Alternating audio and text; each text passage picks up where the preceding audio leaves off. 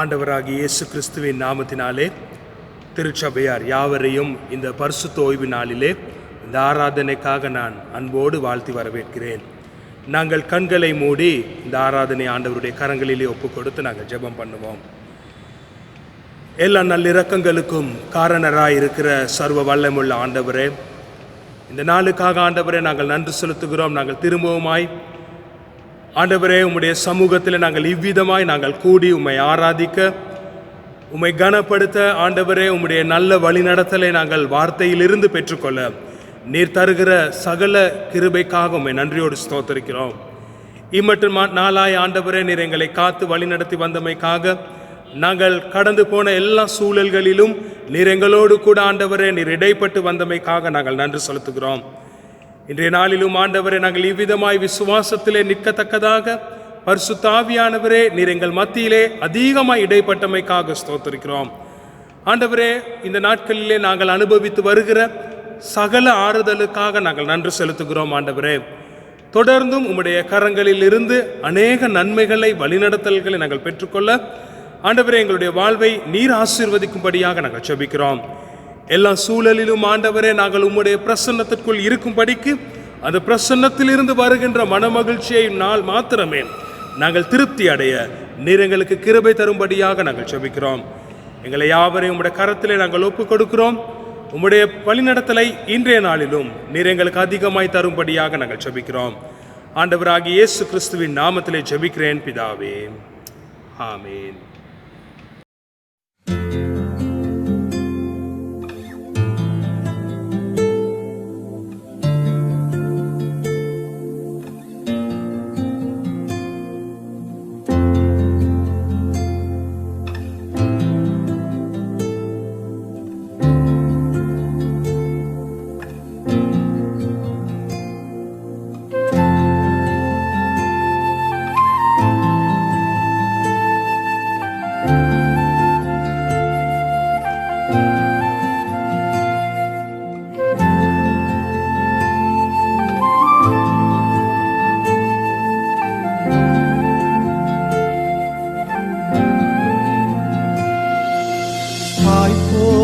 தேற்றி தந்தை போல ஆற்றி தோள் மீது சுமந்திடும் என் ஏசையா. தாய் போல தேற்றி தந்தை போல ஆற்றி தோள் மீது சுமந்திடும் என் ஏசையா. உம்மை போல புரிந்து கொள்ள யாரும் இல்லையே, உம்மை போல அரவணைக்க யாரும் இல்லையே, உம்மை போல புரிந்து கொள்ள யாரும் இல்லையே, உம்மை போல அரவணைக்க யாரும் இல்லையே. நீர் போதும் என் வாழ்விலே ஏசையா, நீர் போதும் என் வாழ்விலே, நீர் போதும் என் வாழ்விலே ஏசையா, நீர் போதும் என் வாழ்விலே. தாய் போல தேற்றி தந்தை போல ஆற்றி தோள் மீது சுமந்திடும் என் ஏசையா.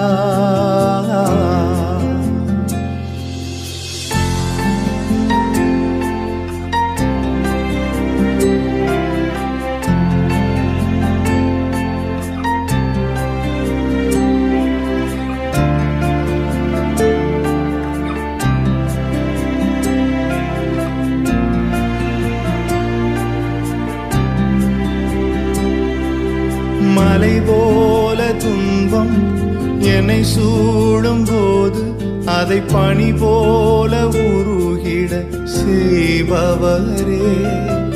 மலை போல துன்பம் என்னை சூடும் போது அதை பனி போல உருகிட செய்பவரே.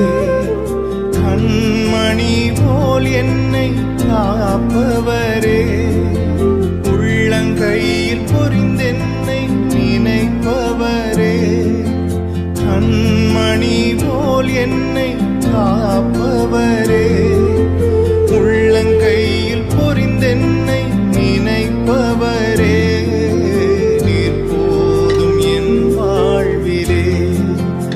ஏசையா நீர் போதும் என் வாழ்விலே, நீர் போதும் என் வாழ்விலே. ஏசையா நீர் போதும் என் வாழ்விலே. தாய் போல தேற்றி தந்தை போல ஆற்றி தோள் மீது சுமந்திடும் என் ஏசையா.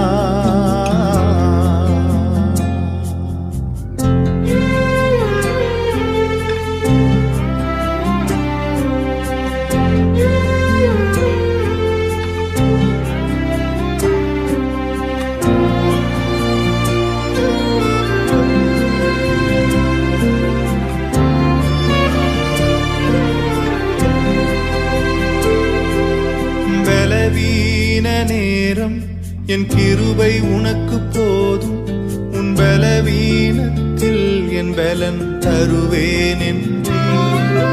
பலவீன நேரம் என் கிருபை உனக்கு போதும், உன் பலவீனத்தில் என் பலன் தருவேன் என்றே. நிழல் போல என் வாழ்வில் வருபவரே, விலகாமல் துணை நின்று காப்பவரே. நிழல் போல என் வாழ்வில் வருபவரே, விலகாமல் துணை நின்று காப்பவரே.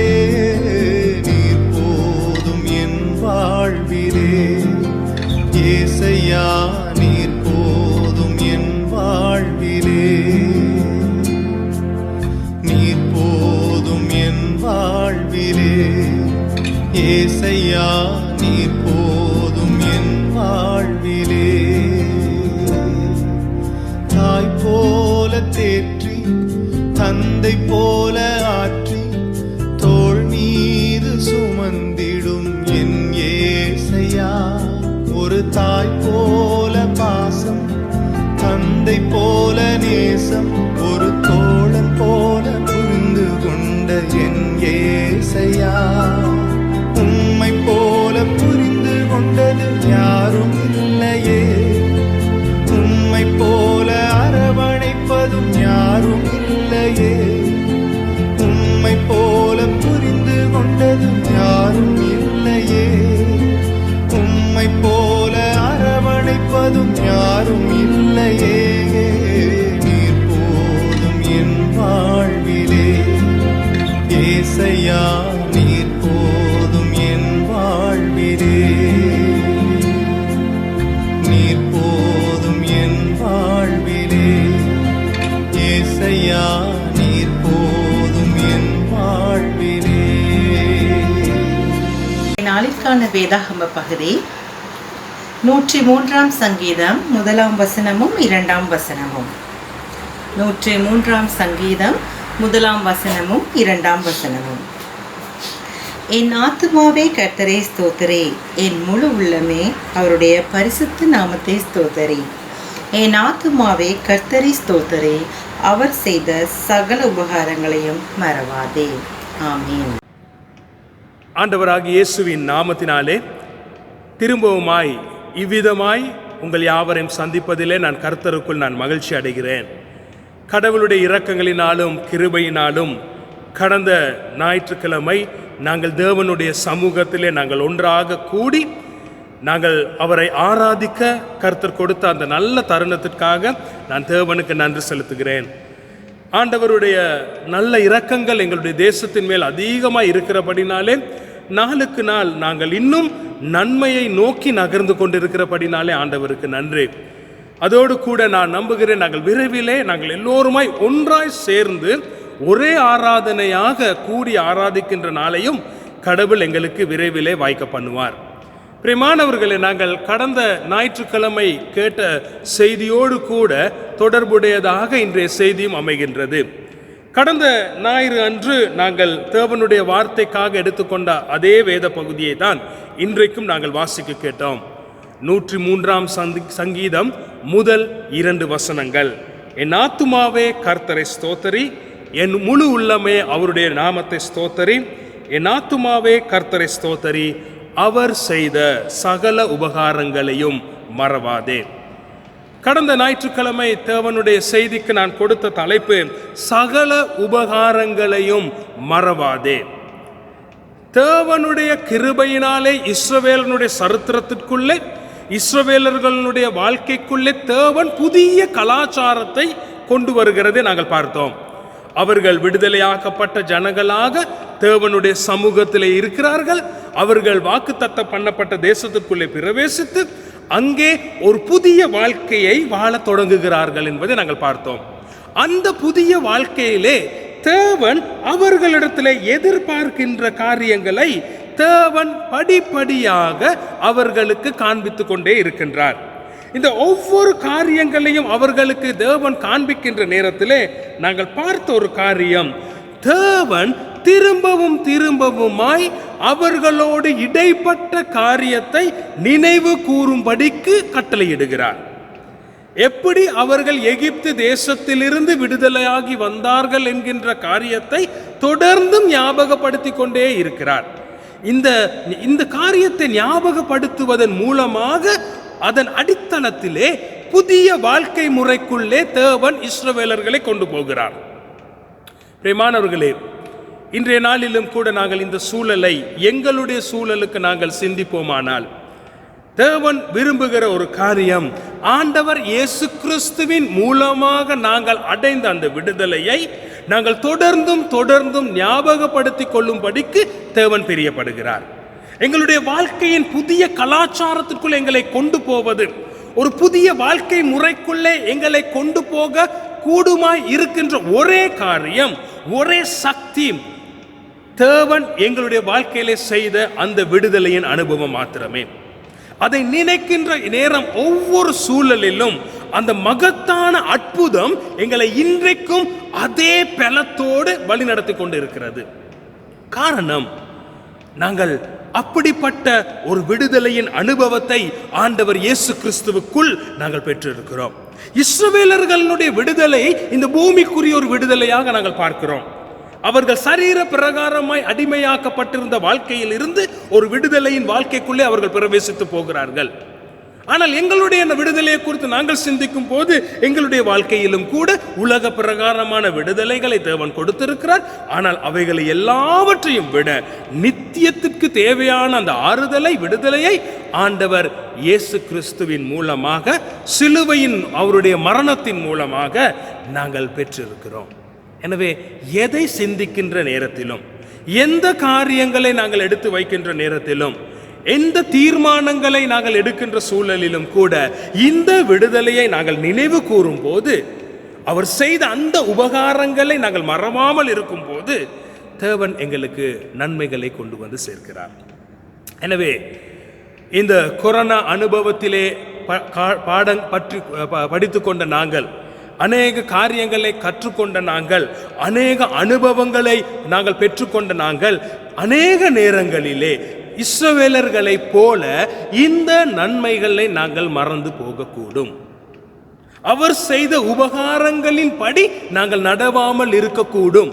எனவே தேவன் எங்களுக்கு கொடுக்கின்ற வழிநடத்தல், அவர் செய்த சகல உபகாரங்களையும் மறவாதே. இன்றைக்கு பிரியமானவர்களே, உங்களுடைய அவதானத்திற்காக நான் கொண்டு வருகின்ற ஒரு வேதாகம சம்பவத்திற்குள்ளே நாங்கள் போவோம். 2 நாளாகமம் 32ஆம் அதிகாரத்திற்கு நாங்கள் எங்களுடைய வேதத்தை நாங்கள் திருப்பிக் கொள்வோம். இந்த 2 நாளாகமம் 32ஆம் அதிகாரத்திலே நடக்கின்ற சில சம்பவங்களை குறித்து நாங்கள் பார்க்கலாம். 1ஆம் வசனம் அங்கே தொடங்கிறது, இக்காரியங்கள் நடந்தேறி வருகையில். நாங்கள் அதற்கு முதல் இருக்கின்ற அதிகாரத்திற்குள்ளே போகும்போது அங்கே காணிக்கைகள், நன்றியை வெளிப்படுத்துகின்ற காரியங்களை அந்த 31ஆம் அதிகாரத்திலே நாங்கள் பார்க்கலாம். ஒரு விதமான பண்டிகையான ஒரு சூழலை நாங்கள் பார்க்கிறோம். மனமகிழ்ச்சி நிறைந்த ஒரு சூழலை நாங்கள் பார்க்கிறோம். தேவன் செய்த நன்மைக்கு தங்களுடைய இருதயங்களை திறந்து அவருக்கு நன்மை கொண்டு வருகின்ற ஒரு சூழலை நாங்கள் 31ஆம் அதிகாரத்திலே பார்க்கிறோம். ஒரு விதத்திலே சொல்லுவோமானால் அது ஒரு அழகான ஒரு சூழல். நன்மைகள் நிறைந்திருக்கின்ற, நன்மைகளை நினைத்து பார்த்து சந்தோஷத்தோடு கழித்து கொண்டிருக்கின்ற ஒரு அதிகாரமாக இருக்கிறது. ஆனால் 32ஆம் அதிகாரத்துக்கு வரும்போது ஒரு காரியத்தை பார்க்கிறோம். அசீரிய ராஜாவாகிய சனகரிப் வந்து யூதாவுக்குள்ளே பிரவேசித்து அரணான பட்டணங்களுக்கு எதிராக பாளையம் இறங்கி அவர்களை தன்வசமாக்கிக் கொள்ள நினைக்கின்றான். நல்ல ஒரு மகிழ்ச்சியின் சூழலுக்குள்ள இருந்தவர்கள் ஒரு துக்ககரமான ஒரு அனுபவத்திற்காக கடந்து போக வேண்டி இருக்கிறது. என்ன, இந்த அசீரியர்கள் வந்து தங்களை கைப்பற்றி தங்களை சூறையாடி கொண்டு போகிறார்கள் என்கின்ற ஒரு காரியம் அங்கே நடக்கிறது. பிரியமானவர்களே, சில நேரம் ரொம்ப சந்தோஷமா நாங்கள் இருப்போம். நல்ல நன்மைகளை குறித்து நாங்கள் தியானித்து கொண்டு சந்தோஷப்பட்டு கொண்டு இருக்கிற நேரம் ஏதாவது ஒரு துக்ககரமான ஒரு காரியம் வரும், ஏதாவது ஒரு துக்ககரமான ஒரு செய்தி வரும், ஏதாவது ஒரு அதைரியப்படுத்துகின்ற காரியங்கள் வரும். இது வாழ்க்கையின் இயல்பாக இருக்கிறது. இதை நாங்கள் தவிர்க்க முடியாது. எந்த நாள் இப்படியே போவோம்னு ஒரு காலமும் நாங்கள் எதிர்பார்க்க முடியாது. எனவே இவர்களும் கூட இப்படி போய்கொண்டிருக்கிற நேரத்தில் இந்த அசீரிய ராஜா சனகரிப் இவர்களை கைப்பற்றும் படிக்கு யூதா தேசத்தையும் எருசலேம் தேசத்தையும் கைப்பற்றும் படிக்கு ஒரு செய்தி அங்கே வருகிறது. இது எசேக்கியா ராஜாவுக்கு வருகிறதை நாங்கள் பார்க்கிறோம். இந்த காரியத்தை எசேக்கியா ராஜா காணுகிறார். நடக்க போகிற இந்த காரியத்தை குறித்து அவன் அறிந்து கொள்ளுகிறான். தேவன் ஏதோ ஒரு விதத்திலே அவருக்கு அந்த காரியத்தை வெளிப்படுத்தி இருக்கிறார். வரப்போகிற சவால் இதுவாய் இருக்கிறது. பிரியமானவர்களே, எங்களுக்கு நாங்கள் அறிந்திருக்கிறோமா எதிர்காலத்திலே நாங்கள் சந்திக்க போகின்ற சவால்கள், நாங்கள் எங்களை ஆயத்தப்படுத்திக் கொள்ள வேண்டி இருக்கிற காரியங்கள், நாங்கள் தேவனிடத்திலே தங்கி இருக்க வேண்டிய காரியங்கள், நாங்கள் முகம் கொடுக்க போகிற பிரச்சனைகளை எவ்விதமாய் நாங்கள் முகம் கொடுப்பது என்று நாங்கள் தேவனிடத்தில் பெற்றுக்கொள்ள வேண்டிய வழிநடத்தல்கள். இந்த இடத்திலே இந்த ராஜா அதை காணுகிறான். இதை கண்டு கேட்டு அறிந்து கொண்ட இந்த ராஜா ஒரு அருமையான காரியத்துக்குள்ளாக கடந்து போகிறார். சில காரியங்களை நாங்கள் பார்க்க போகிறோம். சவால் வரப்போகிறது என்று அறிகிறான், பிரச்சனை வரப்போகிறது என்று அறிகிறான். அதை எப்படி அவன் முகம் கொடுக்கிறான் என்று பாருங்கள். 3ஆம் வசனத்தில் சொல்கிறது, தன் பிரபுக்களோடும் தன் பராக்கிரமசாலிகளோடும் ஆலோசனை பண்ணினான். அவர்கள் அதற்கு உதவியாயிருந்தார்கள். என்ன செய்கிறான்? தன்னுடைய பிரபுக்களை அழைக்கிறான், பராக்கிரமசாலிகளை அழைக்கிறான், அவர்களோடு சேர்ந்து ஆலோசனை பண்ணுகிறான். பிரியமானவர்களே, இவன் தான் ஆலோசனை பண்ணும்படிக்கு நல்ல ஒரு சூழல் அங்கே இருந்தது. காரியங்களை பகிர்ந்து கொள்ளக்கூடிய ஒரு நல்ல ஒரு சூழல் அங்கே அவனுக்கு இருந்தது. பிரபுக்களோடும் பராக்கிரமசாலிகளையும் அழைத்து அவர்களோடு அவன் சம்பாஷிக்கின்றான். இன்றைக்கு சில நேரங்களில் எங்களுக்கு அப்படியான ஒரு உறவுகள் இல்லை, அப்படியான ஒரு சூழல்கள் இல்லை, அப்படியான ஒரு சூழல்களை நாங்கள் ஆயத்தப்படுத்தி வைத்திருக்கவில்லை. எப்பொழுதும் தனிமையாய் காரியங்களை தீர்மானித்து செய்கிறதுனாலே அநேக சவால்களை சந்தித்திருக்கிறோம், அநேக தோல்விகளை சந்தித்திருக்கிறோம், அநேக பிழையான தீர்மானங்களை எடுத்திருக்கிறோம். எனவே இந்த இடத்தில் நாங்கள் பார்க்கிறோம், அவன் அவர்களை சேர்த்து கொண்டு சிந்திக்கிறவனாயிருக்கிறான். பிரியமானவர்களே, நல்ல ஆவிக்குரிய சூழலை உங்களுக்கு நீங்கள் ஆயத்தப்படுத்திக் கொள்ளுங்கள். எப்பொழுதும் எதையும் பேசக்கூடிய விதமாக உங்களை திறந்த மனதோடு காரியங்களை பகிர்ந்து கொள்ளக்கூடிய நல்ல கிறிஸ்தவ ஆவிக்குரிய உறவுகளை உங்களை சுற்றி நீங்கள் வைத்திருக்க வேண்டும். இது தேவன் பிரியப்படுகிற விரும்புகிற ஒன்று. இவன் இவ்விதமாய் ஆலோசனை பண்ணினதற்கு பின்பு அடுத்த வசனத்தில் நாங்கள் பார்க்கிறோம், அநேக ஜனங்கள் கூடி எல்லாரும் ஒன்றுபட்டு ஒரு காரியத்துக்காக ஆயத்தப்படுகிறார்கள். தலைவர்கள், அதிகாரிகள் ஒன்றுபடுகிற நேரத்திலே மக்களும் சேர்ந்து ஒன்றுபடுகிறார்கள். குடும்பத்தின் தகப்பனும் தாயும் ஒன்றுபட்டு இருக்கிற நேரத்திலே பிள்ளைகளும் அதோடு கூட சேர்ந்து ஒன்றுபடுவார்கள். தேசத்தின் தலைவர்கள் ஒன்றுபட்டு செயல்படுகின்ற நேரத்திலே மக்களும் அவர்களோடு சேர்ந்து ஒன்றுபடுவார்கள். இங்கே பிரபுக்களும் பராக்கிரமசாலிகளும் ராஜாவும் ஒன்றிணைந்து செயல்பட ஆரம்பித்ததற்கு பின்பு எல்லா ஜனங்களும் கூடி அநேகரும் கூடி அங்கே காரியங்களுக்காக போகிறார்கள். இந்த எசேக்கியா ராஜா அருமையான நல்ல காரியங்களை அங்கே செய்கிறார். அவன் என்ன செய்கிறான்? திடம் கொண்டு தன்னுடைய இருதயத்தை தைரியப்படுத்தி கொண்டு தேவனுக்குள்ளே அவன் பலப்பட்டவனாக என்ன செய்கிறான்? வாங்கள் நாங்கள் மதில்களை கட்டுவோம், நாங்கள் அந்த மதில்களை உயர்த்தி கட்டுவோம், பலமான கோட்டைகளை நாங்கள் கட்டி கேடயங்களை நாங்கள் உண்டு பண்ணி கொள்ளுவோம். எனவே இவன் என்ன செய்கிறான்? செயல்படுகிற ஒருவனாக மாறுகிறான். அவன் கூட்டம் கூடி சிந்தித்தவன் மட்டுமல்லாமல் அவன் செயலிலும் இறங்குகிறவனாயிருக்கிறான். அதோடு கூட 7ஆம் வசனத்தில் பாருங்கள், நீங்கள் திடம் கொண்டு தைரியமாயிருங்கள், அசீரிய ராஜாவுக்கும் அவனோடு இருக்கிறவர் ஏராளமான கூட்டத்துக்கும் பயப்படாமலும் கலங்காமல் இருங்கள். அவனோடு இருக்கிறவர்களை பார்க்கிலும் நம்மோடு இருக்கிறவர்கள் அதிகம். இவன் தன்னோடு இணைந்திருக்கிறவர்கள் அதிகமானவர்களாய் இருக்கிறார்கள். நாங்கள் ஒரு பெரிய கூட்டமாய் இருக்கிறோம், எனவே நாங்கள் அவர்களை விட அதிகமானவர்கள். ஒரு நல்ல தலைவன் தன்னோடு இருக்கின்ற மக்கள் கூட்டத்தை தைரியப்படுத்துகிறவனாய் இருக்கிறான். அவன் கலங்கம் பண்ணல, அதைரியப்படுத்தல்ல. அவன் என்ன செய்கிறான்? அவர்களோடு சேர்ந்து உற்சாகத்தை கொடுக்கின்றான். நாங்கள் அதிகமானவர்களாய் இருக்கிறோம்.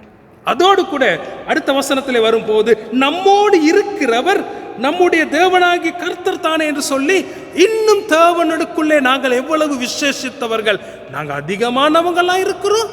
அதோடு கூட எங்களோட இருக்கிற தேவனும் பெரியவராய் இருக்கிறார். எவ்வளவு ஒரு ஆசீர்வாதம்! இந்த ஆசீர்வாதம் எங்களுக்கு இருக்கு பிரியமானவர்களே. எங்களோடு இருக்கிறவர்கள் அதிகமானவர்கள், தேவனுடைய தயவு பெற்றவர்கள் எங்களோடு இருக்கிறார்கள், தேவனுடைய ஆசீர்வாதங்களை பெற்றவர்கள் எங்களோடு இருக்கிறார்கள். அதோடு கூட தேவனும் எங்களோடு கூட இருக்கிறார். தேவனுடைய பிரசன்னம் எங்களோடு இருக்கிறது. இஸ்ரவேலர்களோடு தேவன் இருக்கின்ற எல்லா நேரங்களிலும் அவர்கள் யுத்தத்திலே ஜெயித்தவர்களாயிருந்தார்கள். எனவே தேவன் எங்களோடு இருக்கின்றார். இந்த இடத்துல நாங்கள் பார்க்கிறோம், இப்படியாக காரியங்கள் நடந்திருக்கிற நேரத்திலே அது அசீரிய ராஜா என்ன செய்கிறார்? தேவனுக்கு விரோதமாக, தேவனுடைய சத்தியங்களுக்கும் வல்லமைக்கும் விரோதமாக இஸ்ரவேலர்களை அழைத்து, ஓ எசேக்கியா ராஜா இப்படி எல்லாம் சொல்லியிருப்பாரு, இப்படி எல்லாம் உங்களுக்கு பிரசங்கம் பண்ணியிருப்பாரு, உங்களோட ராஜா இப்படிப்பட்டவர்னு சொல்லியிருப்பாரு, உங்களுடைய தேவன் இப்படிப்பட்டவர் என்று சொல்லியிருப்பார்கள். இது எல்லாம் போய் பாருங்க, தேவனுடைய சத்தியத்திற்கு எதிராக இன்னும் ஒரு போதனை, தேவனுடைய போதனைக்கு விரோதமாக இன்னும் ஒரு சவால் வருகிறது. இப்படியெல்லாம் உங்களுக்கு பிரசங்கிக்கப்பட்டிருக்கும், ஆனா அது உண்மை இல்லை. இதை தான் இன்னைக்கு நாங்கள் பார்க்கிறோம். இன்றைக்கு தேவனுடைய சத்தியத்துக்கு விரோதமாய் சபைகள் என்கின்ற சூழல் இன்றைக்கு உருவாகி இருக்கிறது. தேவனுடைய வார்த்தைக்கும் அவர்களுக்கும் ரொம்ப தூரம், அவர்களுடைய நம்பிக்கை ரொம்ப தூரமாக இருக்கிறது. எனவே இங்கேயும் பார்க்கிறோம், இந்த அசீரிய ராஜா என்ன சொல்லுகிறார்? இப்படி எல்லாம் சொல்லியிருப்பாங்க உங்களுக்கு, அதெல்லாம் உண்மை இல்லை. அதோடு கூட உங்களோடு இருக்கிற தேவன் அவ்வளவு பெரியவரா? என் சாதியையும் என்னுடைய ராஜாக்களையும் என்னுடைய தேவர்களோடு போராடக்கூடிய அளவு உங்களுடைய ஜனங்கள், உங்களுடைய ராஜாக்கள், உங்களுடைய தேவனால் முடியுமா? இவன் தேவனையும் நிந்திக்கிறவனாயிருக்கிறான். பாருங்கள், ஒரு மனுஷனை எங்கே கொண்டு போகிறது என்று சொல்லி, உங்கள் தேவன் உங்களை என் கைக்கு தப்பிவிப்பது எப்படி என்கின்றார்கள். எப்படி முடியும்? எவ்வளவோ வெற்றியை நான் கண்டிருக்கிறேன். ரொம்ப மேட்டுமையா பேசுறான், அவனுடைய அனுபவங்களோடு பேசுகிறான், அவனிடத்தில் இருக்கின்ற ஆயுத பலத்தோடு கூட பேசுகிறான், அவன் ஏற்கனவே அடைந்த வெற்றிகளின் சரித்திரத்தை வைத்து பேசுகிறான், அவனுக்கு தோல்வியே இல்லைன்ற மாதிரி பேசுறான். என் கண்களுக்கு முன்பு நீங்க ஒரு சாதாரண பூச்சி, இதெல்லாத்தையும் அவன் சொல்லிக்கிட்டு இருக்கிறான். அதோடு கூட என்ன செய்கிறான்? நிருபங்களையும் எழுதி அனுப்புறான். வந்து அதைரியப்படுத்தின் செய்திகளை கொண்டு வந்தான். 10வது குறைக்கு எழுத்துலையும் அதைரியப்படுத்துறான், எழுதி அனுப்புகிறான், எழுதி அனுப்புகிறான், அவர்களை நிந்தித்து எழுதி அனுப்புகிறான்.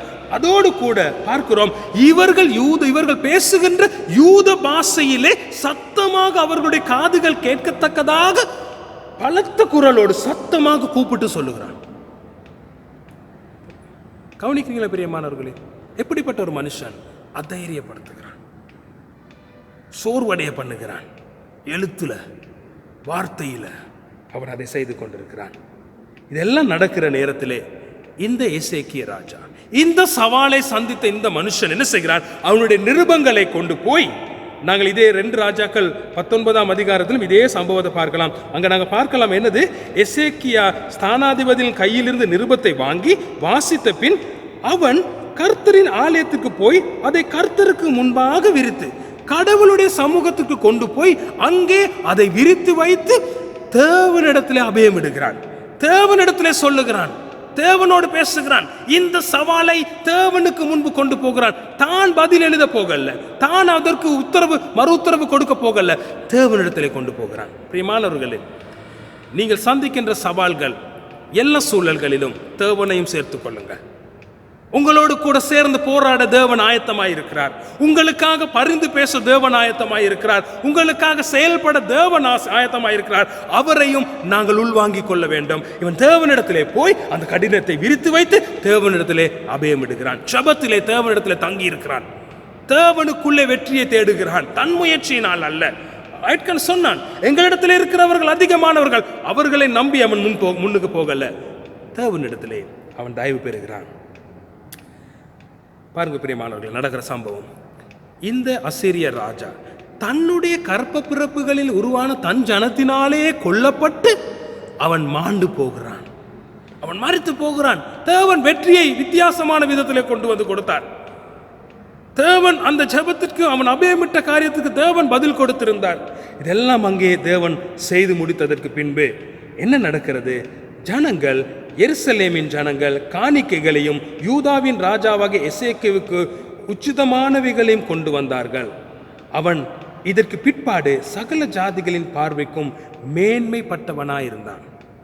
எசேக்கியாவில் குறித்த ஒரு மதிப்பு வந்துட்டு, அவனுடைய ராஜ வல்லமையை குறித்து, அவனுடைய ஆட்சியை குறித்து ஒரு மேன்மை உருவானது.